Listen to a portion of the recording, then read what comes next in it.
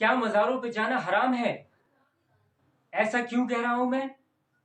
دوستو، ڈاکٹر ذاکر نائک نے کہا مزاروں پہ جانا حرام ہے، اور انہوں نے اسی طریقے سے ساری تقریر کی۔ دوستو، اس چیز کا جواب دیا ہے مفتی سلمان ازہری نے۔ آئیے دیکھتے ہیں پورا ویڈیو، کیا کہا سلمان ازہری نے۔ قرآن میں کہیں بھی نہیں لکھا ہوا ہے کہ مزار بناؤ، یہاں تک کہ اللہ کے رسول محمد صلی اللہ علیہ وسلم نے کہا کہ کوئی بھی قبر پکی نہیں ہونا چاہیے، اگر پکی ہے تو اس کو زمین سے نشر کرنا چاہیے۔ صحیح بخاری کی حدیث ہے کہ اگر کوئی قبر پکی ہے تو اسے زمین کے لیول پہ لے کے آنا چاہیے۔ مزار کو پوجنا غلط ہے، حرام ہے۔ میں جانتا ہوں کہ کئی مسلمان انجانے میں علم کی کمزوری کی وجہ سے وہ مزار پہ جاتے ہیں، اور میرا یہ کہنا ہے کہ بہت سا کلچر جو ہے، یہ کلچر ہمارے زندگی میں آ جاتا ہے، اور ہمارے باپ دادا پہلے کہیں نہ کہیں ہندو تو ہوں گے، تو ہمارے باپ دادا جاتے تھے مندر، تو ابھی جا رہے ہیں مزار میں، آہستہ آہستہ تبدیلی آ رہی۔ تو میری درخواست ہے کہ اگر آپ اسلام ان بھائیوں سے جو مزار جاتے ہیں، مسلمان بھائیوں، مزار پہ جانا بالکل غلط ہے۔ محمد صلی اللہ علیہ وسلم نے کہا کہ آپ قبر پہ جاؤ، اگر آپ قبر پہ جائیں گے تو آپ کو یہ احساس ہوگا کہ آپ کبھی نہ کبھی مرنے والے ہیں، تو اللہ پہ اور یقین کریں گے، آخرت پہ یقین ہوگا۔ تو قبر پہ جا کے ان کے لیے دعا کرنا صحیح ہے، جو آدمی مر چکا ہے ان کے لیے دعا کرو، ان کو دعا نہیں کر سکتے۔ You can pray for them not to them, مطلب ان کے لیے دعا کر سکتے، ان کو دعا نہیں کر سکتے۔ آپ سمجھ رہے؟ وہ بیچارہ شخص مر گیا ہے، اچھا شخص تھا، اس کے لیے دعا کر سکتے، اللہ اسے جنت فردوس دے، انہیں نعمت دے، انہیں معاف کرے، وہ تک ٹھیک ہے۔ لیکن جا کے یہ بولے کہ میرے ایگزامینیشن میں نمبر کم ہے تو بابا نمبر اچھے کر لو، یہ بالکل حرام ہے۔ شفا، قرآن مجید میں کم از کم 25 آیتیں ہیں جس میں لکھا ہے شفا، شفا مطلب سفارش، وسیلہ حرام ہے۔ 2 آیت میں لکھا ہوا ہے صرف ان کو اجازت ہے جو اللہ تعالیٰ آخرت میں ان کو اجازت دیں گے، وہ محمد صلی اللہ علیہ وسلم آخرت میں۔ آج کی تاریخ میں ہم محمد صلی اللہ علیہ وسلم سے بھی نہیں مانگ سکتے۔ باقی لوگ کو تو چھوڑو، سنت اور باقی بابا لوگ کو چھوڑو، محمد صلی اللہ علیہ وسلم کو بھی ماننا ہمارے لیے حرام ہے۔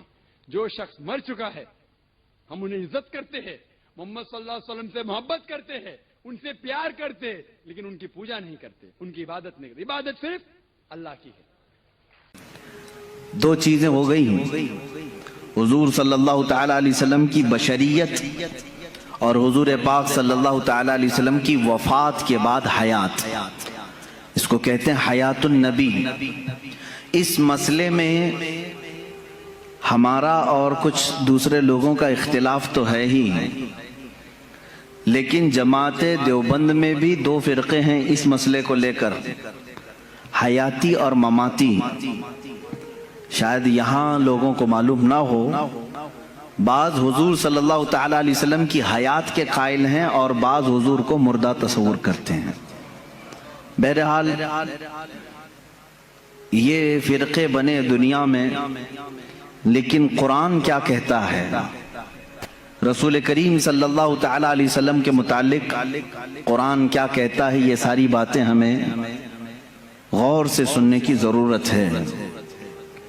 عزیزان گرامی، پہلی بات تو یہ ہے کہ قرآن پاک میں اللہ تعالیٰ نے فرمایا اے رسول آپ فرما دیں کہ میں تمہاری طرح بشر ہوں۔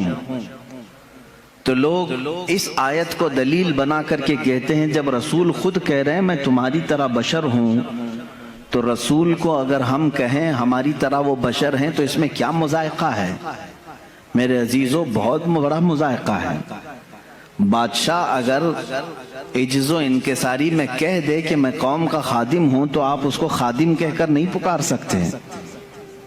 اگر آپ یہ دلیل لے کر کے آئیں گے، بادشاہ خود کہہ رہا ہے میرے عزیز، وہ اس کا عجز ہے، اس کی انکساری ہے، تواضع ہے۔ رہی بات قرآن میں 3 جگہ پر تقریباً اس طرح کی بات آئی کہ رسول کریم صلی اللہ تعالی علیہ وسلم فرما دیں کہ میں تمہاری طرح بشر ہوں۔ یہاں تک نہیں پڑھنا چاہیے آیت، آگے کی آیت یہ ہے یوحا الیہ، مجھ پر اللہ کی طرف سے ڈائریکٹ وحی بھی آتی ہے۔ اگر رسول عام بشر ہیں تو پھر یہ وحی کیسے آتی ہے؟ حضور پاک صلی اللہ تعالیٰ علیہ وسلم کو اسی آیت میں ایک دوسری خصوصیت اللہ نے بیان کر دی، اے رسول آپ فرما دیں کہ میں تمہاری طرح بشر ہوں، مجھ پر وحی آتی ہے۔ یہ مسئلہ یہاں پر ڈسکس کرنے کی وجہ کیا بنا؟ ضرورت کیا ہے؟ ہر آیت کا پس منظر ہے، شان نزول ہے۔ جو آیتیں نازل ہوئی ہیں ان آیتوں کے نازل ہونے کا کوئی نہ کوئی سبب رہا ہے، اس کو کہتے ہیں شان نزول۔ آیت کا شان نزول کیا ہے؟ اگر اس سے کوئی بندہ واقف نہیں ہے تو اسے دین کے معاملات میں ڈسکس کرنے کا کوئی حق بھی نہیں ہے۔ وہ بعد میں کیا کرے گا؟ آیتیں اتری تھی کافروں کے لیے، وہ مومنوں پہ فٹ کرے گا۔ آیتیں اتری تھی مشرکین مکہ کے لیے، وہ اولیاء پہ فٹ کرے گا۔ جس کو شان نزول نہیں معلوم ہے وہ ادھر کی آیت ادھر چسپاں کرے گا، ادھر کی آیت ادھر لگا دے گا۔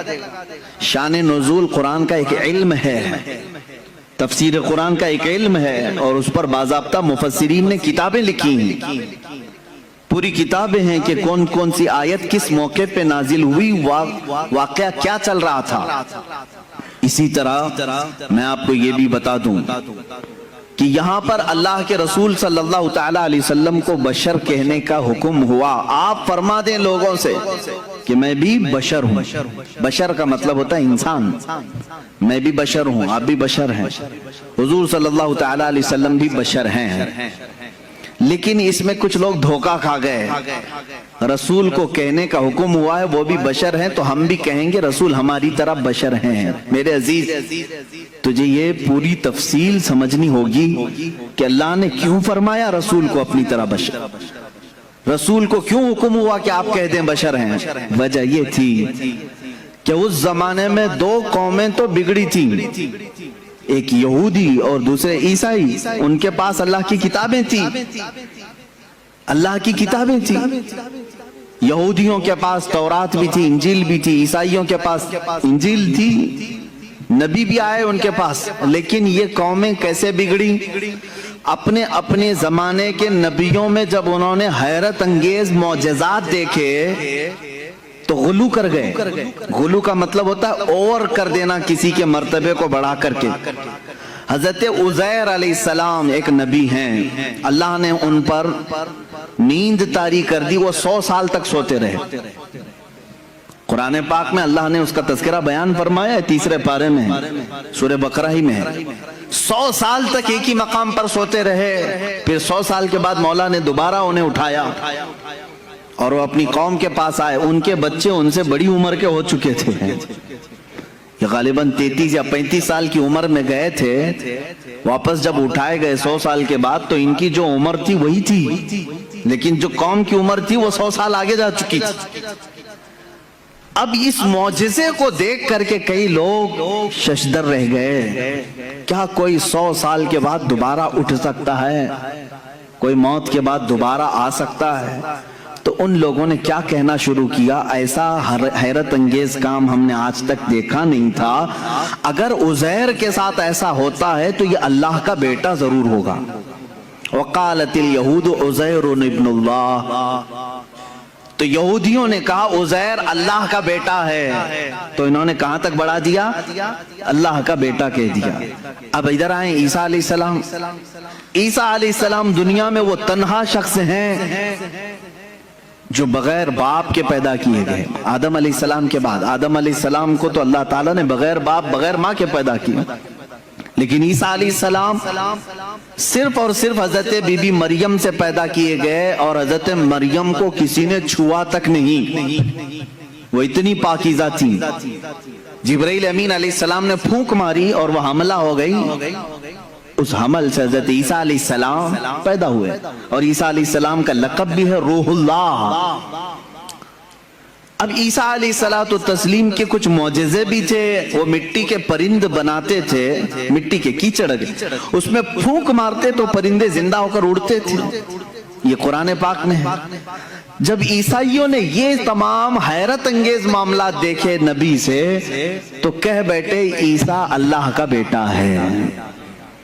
کیا کہا؟ عیسیٰ اللہ کا بیٹا ہے، معاذ اللہ رب العالمین۔ وقالت النصارى المسیح ابن اللہ، نصارہ نے کہا عیسیٰ علیہ السلام اللہ کے بیٹے ہیں۔